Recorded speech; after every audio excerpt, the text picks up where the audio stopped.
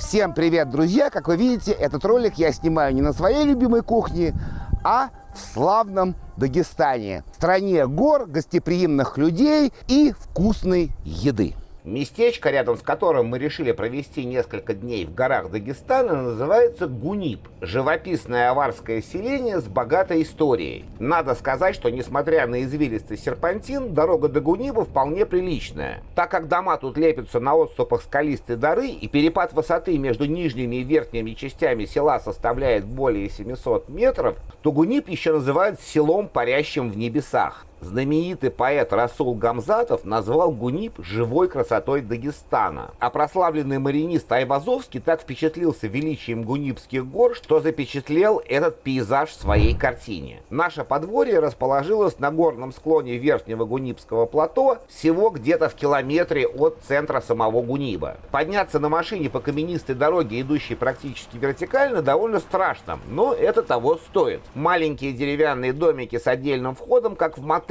уютная территория с беседкой и барбекю, сауна, бассейн, отлично оборудованная кухня и, конечно, главное, это вид на горы 360 градусов. Ну а радушный хозяин, который, надеюсь, искренне оценил мои кулинарные попытки приготовить блюдо аварской кухни, это дополнительный бонус. Мой первый хинкал, бульон. Он шикарен. Он лучше, чем у нас делают. Ну как мы едим хинкал? Макнули в соус.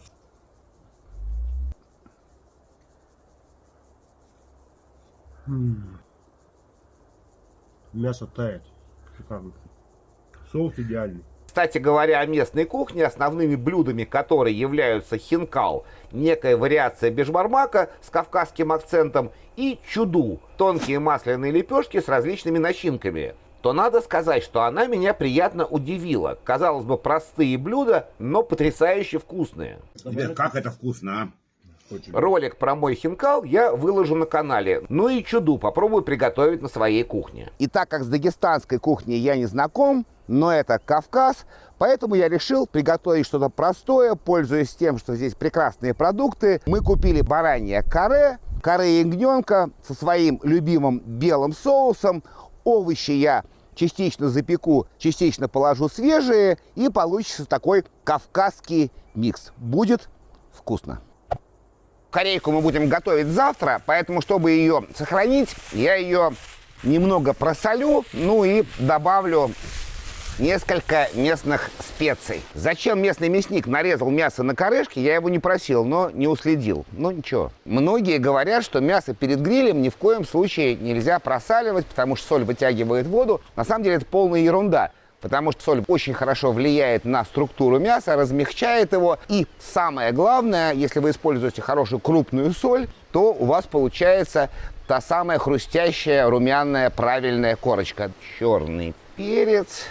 Гранатовый сумах, опять же, местный дагестанский колорит. Не уверен, ну, почему нет. Может быть, даже и хорошо. Он чуть-чуть кисленький. Попробую использовать местный чабер. Он очень ароматный, чуть-чуть мятный. Никогда не пробовал, но эксперимент есть эксперимент. Сейчас мы все это скидаем. Так. Возьму вот этот же пакет, в котором мы все это дело покупали. Пакет все положу, залью все оливковым маслом, все это прям в пакете промассирую и до завтра в холодильник.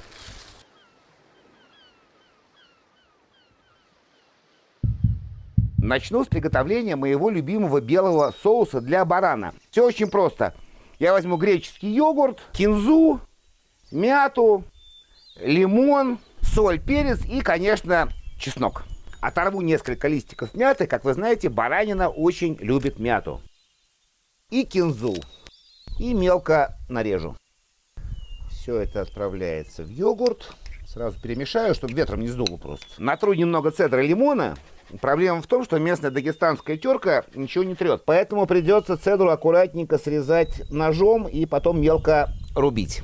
Попробую, чтобы белая часть не попала. В принципе, будет достаточно. Очень мелко нарезать не получилось, потому что сильный ветер просто все сдувает. И выжму чуть-чуть лимонного сока. Соль. Черный перец местный, он не свежемолотый, но очень ароматный. Отлично. Можно добавить чуть оливкового масла. Ну а чеснок я по своей традиции сначала запеку. Так он становится сладкий и очень вкусный. И потом мы его добавим в соус. Баклажаны, сладкие перцы, красный лук, чеснок и вот такой вот острый перчик. Я это все пожарю на гриле. А помидоры я трогать не буду, потому что они потрясающе вкусные и так. И не хочется с ними вообще ничего делать. Вымачивать баклажаны я не буду. У нас походный вариант. Будем готовить их сразу.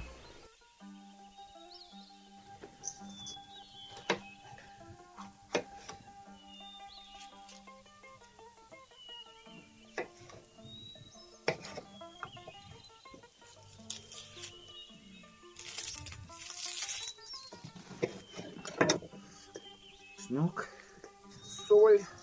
И я еще купил местную приправу, она называется ореховая трава. Не знаю, что такое, но ужасно ароматная. Оливковое масло. Прям побольше. Сейчас все это перемешаю. И еще у меня местная черемша. Просто быстро обжарю на растительном масле. Ничего добавлять не буду. Немножко соли и все. Выжму чуть лимонного сока и соль. Овощи на гриль.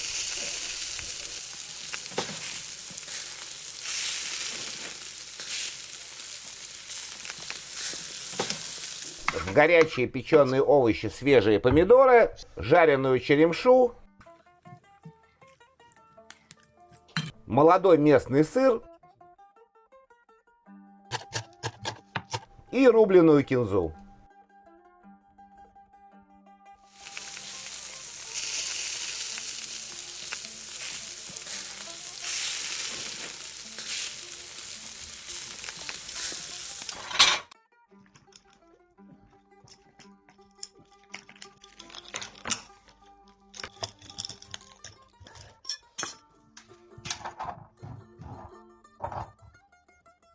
Осталось добавить печеный чеснок в соус.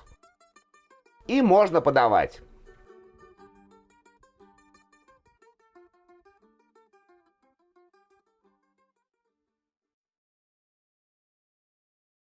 Ребята, добро пожаловать в наш небольшой такой гостевой домик Гуниб Этнохаус. Находимся в селении Гуниб, Гунибского района, Республика Дагестан. Гуниб – это историческое место, это место, где закончилась Кавказская война. Расул Гамзатов очень любил Гуниб. Он говорил, тот, кто не был в Гунибе, тот не был в Дагестане. Так что вы побывали в Дагестане. А пить будем сегодня мы вот такой коньяк легенды Дагестана. За прекрасный Дагестан, за прекрасных людей, за вкусную еду. Мы немного избалованы, просто там и туризм, и все там. Да. Да ладно, вы еще не сбал, к вам еще в китайцы не приехали.